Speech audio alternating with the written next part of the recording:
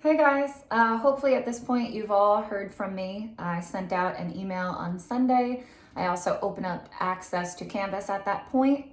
So hopefully you've already started poking around on there, familiarizing yourself with everything. And Sunday's email was also super important because it outlined what's due this week, aka the stuff that you're going to be getting participation credit for submitting. And as always, just keep an eye on your email and on Canvas because that's really going to be your only way of knowing what's expected of you, what's due, when stuff is due. So that's always important in any semester, but definitely in an online semester like this. So I'm hopping on here just to draw your attention to kind of our first proper lesson that I uploaded onto Canvas. This is all on there in text, so I thought it might just be nice to kind of hear my voice and see my face explaining some of this stuff to you. So even after you go through this video, you'll also have copies of all of this as PDFs that you could keep referring back to. So this is all under Unit 1, Understanding the Text. There are 4 units in basic composition. Unit 1 starts with kind of fundamental skills, and units 2, 3, and 4 will all build into more complex skills. So there's a document that explains what Unit 1 is all about, basically understanding the text, being able to summarize, this is what the author is saying, being able to demonstrate that you understand the vocabulary that she's using, that you understand the examples and references that she's making and how they relate to her argument, that you can differentiate when it's the author speaking versus when they are quoting someone else or giving an example or something like that. So you could go through that document to get a few more details about that. I also made an intro to close reading document. And this one might seem kind of simple when you begin to read through it, but really close reading is at the heart of this class. You'll hear me say that throughout the entire semester. You may know at this point that basic composition is the course that prepares you for expository writing, which you will be taking next semester. And close reading is really at the heart of that class as well. So you're going to hear me use the term a lot. It's going to show up in my comments on your papers, in our grading rubrics, and lots of course materials. So it's important to familiarize yourself with this concept. At a basic level, close reading is careful reading, right? It's the opposite of skimming. So I always tell my students any intelligent, literate adult could quickly read through an article and kind of give you the gist, like a quick summary of what it's arguing. That's great. That's a necessary first step. That's actually largely going to be our focus in Unit 1. But we're going to see that that's not enough, right? If our goal is to write something meaningful, something useful, something that would teach a reader something, you're going to have to push past that initial skim, that initial summary. So keep that goal in mind as you're reading, as we're moving through the semester. Your goal is to notice some not so obvious things in these texts so that you can comment on them, so that you can point them out to a reader, so that you can use them to formulate arguments and respond to these authors. And close reading is going to be our method of getting there. So close reading involves, again, some kind of basic rules, reading slowly, reading in a manner that's focused, that you're not distracted and trying to multitask, having a conversation with the reading, so taking notes in the margins where you're raising questions to the author or responding to questions that the author has raised, where you're kind of debating with or responding to arguments being posed by the author. And the more you do that while you're reading, the more built-in content, the more built-in evidence you're going to have when it comes time to actually start drafting a paper. So I usually recommend that students print out readings and that they write all over them. Since we're online, I can't really monitor that, but I would still suggest doing that if you can. If not, you could work within PDFs and kind of put annotations in that way. Or at the very least, you want to keep a separate page of notes while you're reading. Either way, you want to really think of the reading process and the writing process and even the thinking process and the talking process as all being linked and interrelated, right? This is not going to be the kind of class where it's like you read the text, okay, and then you put it aside and never look at it, and now you write about it. The activities are going to be way more linked than that, right? So you're going to be reading, you're going to be rereading, you're going to be writing down possible arguments and ideas while you read. When you finally start pursuing the paper, you're going to be going back and rereading sections. Hopefully you'll be talking to me about this stuff, talking to your classmates maybe during an activity, talking to someone at home or that you're living with right now. And again, all of this is part of a process, right? Of making meaning, of figuring out what it is that you even think, and then eventually communicating it to someone else through writing. Okay, so that's our close reading document. Like I said, close reading is really, really the heart of this course.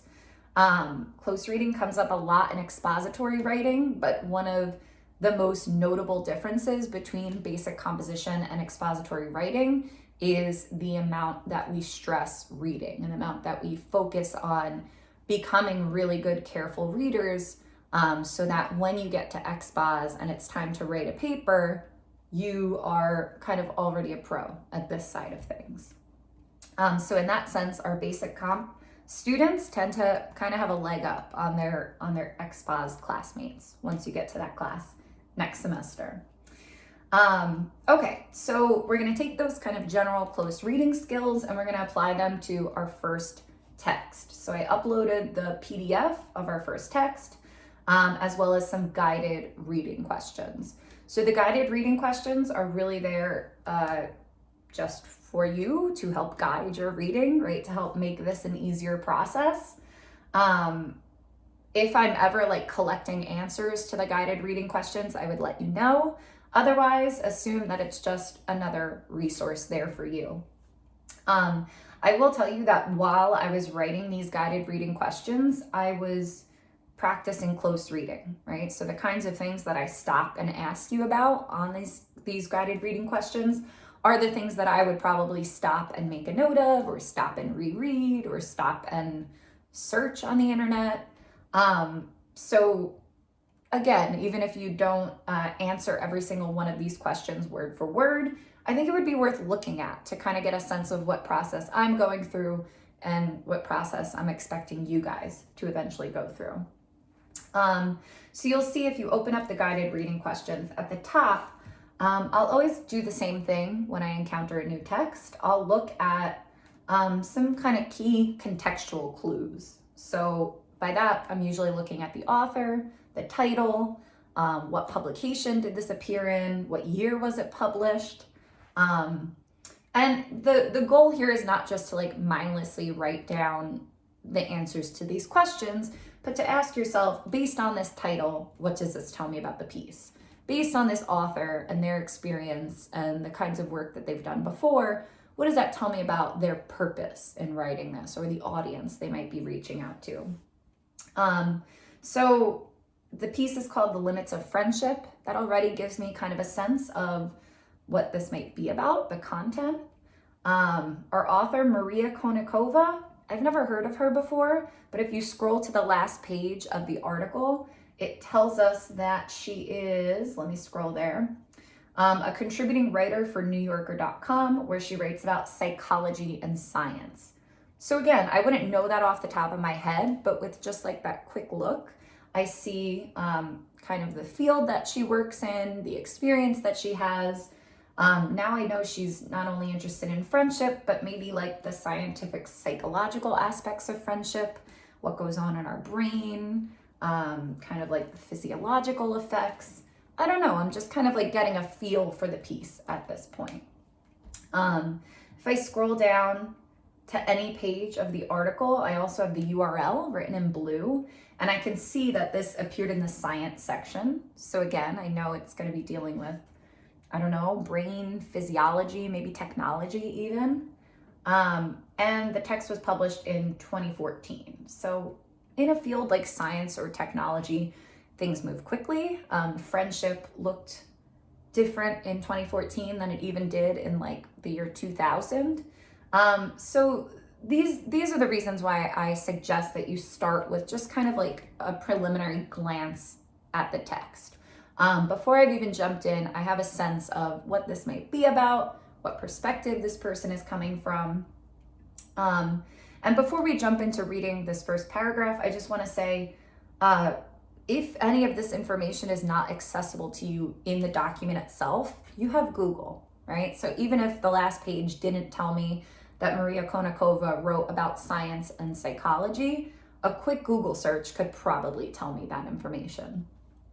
So you have the internet at your fingertips, use it, right? It'll help you flesh out a fuller understanding of these texts that we're reading. Okay, so I'm gonna jump in now. I'm gonna read all of paragraph 1, only because if I stop every time I have a thought or a question, this will probably be a very long video. So I'm gonna read through this first paragraph and then give you some thoughts that might occur to me that I might write down if I was close reading this piece. Okay. Robin Dunbar came up with his eponymous number almost by accident. The University of Oxford anthropologist and psychologist, then at University College London, was trying to solve the problem of why primates devote so much time and effort to grooming. In the process of figuring out the solution, he chanced upon a potentially far more intriguing application for his research. At the time, in the 1980s, the Machiavellian intelligence hypothesis, now known as the social brain hypothesis, had just been introduced into anthropological and primatology discourse. It held that primates have large brains because they live in socially complex societies. The larger the group, the larger the brain. Thus, from the size of an animal's neocortex, the frontal lobe in particular, you could theoretically predict the group size for that animal. Okay, so hopefully if you're anything like me, there were some question marks popping up as I was reading that. First and foremost, who is Robin Dunbar, right? This is the first 2 words of the piece, is referring to someone that in all likelihood you have not heard of, right? So I would probably jot that down. Who is Robin Dunbar? The next few sentences go on to tell me this person is an anthropologist and a psychologist.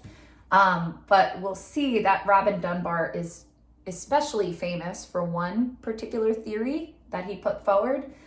So again, a quick Google search, a skim of a Wikipedia article could tell you who this Robin Dunbar person is. So Robin Dunbar came up with his eponymous number almost by accident. Eponymous, that's a big clunky word. What is his eponymous number? Again, this is as quick as a Google search that could tell you what that is or what that means. Let me do it right now. Eponymous definition, it says of a person giving their name to something. So Robin Dunbar has a number that's named after him. And if you Googled Robin Dunbar, probably the first thing that came up was the Dunbar number. This is a theory he put forward.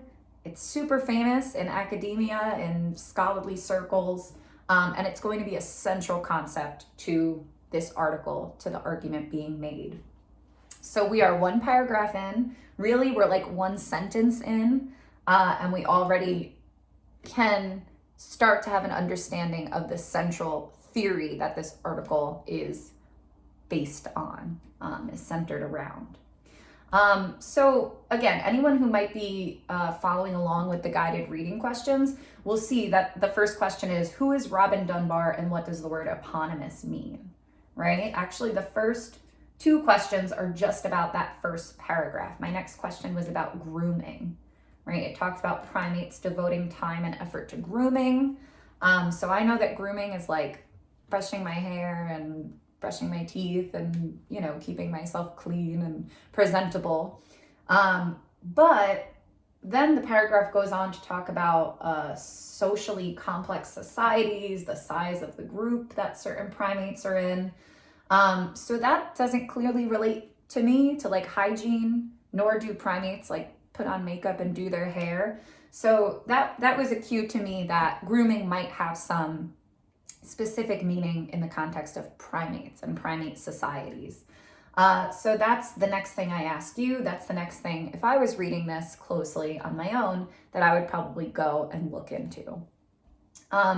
So I've already been talking for like 15 minutes. I don't want to do this for too much longer, but I did want you to see just how often you can stop and notice things and learn more about a text. Again, we are only a paragraph in, a few sentences in. There are more rich terms that I don't know a ton about: Machiavellian intelligence hypothesis, social brain hypothesis. I might look into anthropology and psychology to see what those types of scholars look into. I might read more about the Dunbar number before going on to develop some little low-level expertise so that I can understand the rest of the piece better. So again, I just wanted you to see me modeling that process a little bit. I wanted you to see how my own close reading is going to inform the course materials that I make for you guys, in this case, the guided reading questions. And I also try to make these questions focused on our Unit 1 skills, so understanding the text. You'll see that a lot of it says like stop and summarize. Do you understand what you're reading? What does this word mean in context? Why did they include this example? So again, I'm not going to be collecting your answers to these guided reading questions, but I really do suggest that you take a look at them, that you use them to guide your reading, and especially until you kind of get into a rhythm of your own close reading and note-taking style, I would really suggest that you use these documents, right? Use these resources, because I'm going to be the one writing your paper prompts, writing your quizzes, grading your papers and your quizzes. So I'm going to be looking for the kinds of moves and terminology that I'm pointing out to you, right? The more we can kind of all be on the same page when it comes to what does good close reading look like, what does good note-taking look like, what kinds of questions might I anticipate seeing on a quiz, the more likely you are to be successful, okay? So I'm gonna try to hop on video often enough, hopefully weekly, giving kind of mini lessons like this. You'll also always have the written documents on Canvas that you can refer back to, as I said. And as always, I'm available on email during office hours. I'm here for you, so please use me, reach out to me. I'm really looking forward to this semester. All right, thanks guys.